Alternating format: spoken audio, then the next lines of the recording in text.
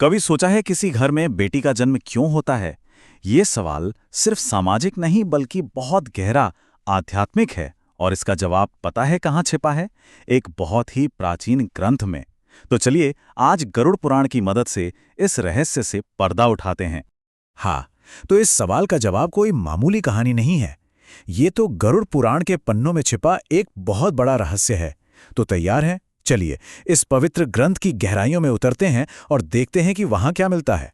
अब देखिए ये पूरी कहानी शुरू कहाँ से होती है। ये शुरू होती है एक दिव्य बातचीत से, एक सवाल से। और ये सवाल पूछा था खुद गरुड़ जी ने अपने स्वामी भगवान विष्णु से, जो जैसा हम सब जानते हैं ज्ञान के सबसे बड़े स्रोत हैं। तो कल्पना कीजिए, एक समय था जब पक्षीराज गरुड़ भगवान विष्णु के सामने बैठे थे और वो जीवन और मृत्यु के सबसे गहरे रहस्यों को समझने की कोशिश कर रहे थे। पता है, यही वो दिव्य ज्ञान है जिसे बाद में गरुड़ पुराण में लिखा गया। और बस उसी बातचीत के बीच गरुड़ जी ने वो सवाल पूछ लिया जो आज हमारी इस पूरी चर्चा का केंद्र है। उन्होंने पूछा, हे प्रभु, किसी के घर बेटी का जन्म क्यों होता है? क्या इसका कोई खास कारण है? अब सुनने में यह सवाल कितना सीधा लगता है ना? लेकिन इसकी गहराई बहुत ज्यादा है। तो बस यहीं से वो रहस्य खुलना शुरू हो जाता है। भगवान विष्णु ने जो जवाब दिया वो कर्म के सिद्धांत पर आधारित था। मतलब हमारे हर एक काम का एक नतीजा होता है। गरुड़ जी का ये सवाल सुनकर ना भगवान विष्णु मुस्कुरा दिए और उन्होंने समझाया कि देखो, बेटी का जन्म कोई आम बात नहीं है। ये तो इंसान के अपने ही कर्मों का सीधा सीधा फल है। मतलब ये एक ऐसा सौभाग्य है जिसे कमाना पड़ता है। अब इस बात को और अच्छे से समझने के लिए एक शब्द का मतलब जानना बहुत जरूरी है, पुण्य। पुण्य क्या होता है?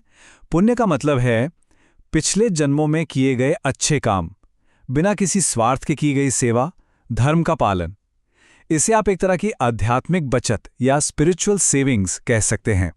तो भगवान विष्णु के मुताबिक किसी को बेटी का सुख तभी और सिर्फ तभी मिलता है जब उसने अपने पिछले जन्मों में ढेर सारे पुण्य जमा किए हों। सोचिए, ये कोई इत्तेफाक नहीं है बल्कि एक इनाम है, एक ऐसा आशीर्वाद जो बहुत बड़ी योग्यता के बाद ही मिलता है। तो ठीक है, ये एक आशीर्वाद है, पर ये किस रूप में आता है? गरुड़ पुराण में ना इसे और भी सुंदर तरीके से समझाया गया है।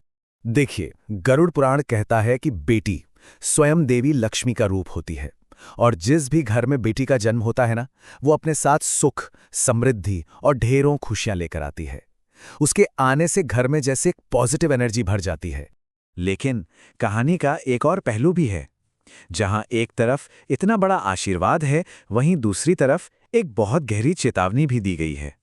और ये हमें हमारी एक बहुत बड़ी जिम्मेदारी का एहसास कराती है। भगवान विष्णु ने यह भी बिल्कुल साफ साफ बताया कि अगर कोई इंसान किसी बेटी का अपमान करता है, उसे रुलाता है या किसी भी तरह से उसे तकलीफ देता है, तो वो सीधे सीधे अपने ही जीवन में दुख और पीड़ा को बुलावा दे रहा है। ये कर्म के सिद्धांत का दूसरा साइड है। जैसा बोगे वैसा काटोगे। तो फिर इन सब बातों का मतलब क्या निकलता है? इसका सार क्या है? देखिए, गरुड़ पुराण का ये जो ज्ञान है ना, ये हमें जिंदगी को देखने का एक बहुत ही खूबसूरत नजरिया देता है। मतलब एक बेटी सिर्फ एक बच्ची नहीं है, वो तो अपने माता पिता के पिछले जन्मों के अच्छे कर्मों की जीती जागती परछाई है। वो ईश्वर का भेजा हुआ एक सीधा आशीर्वाद है, एक बेशकीमती तोहफा।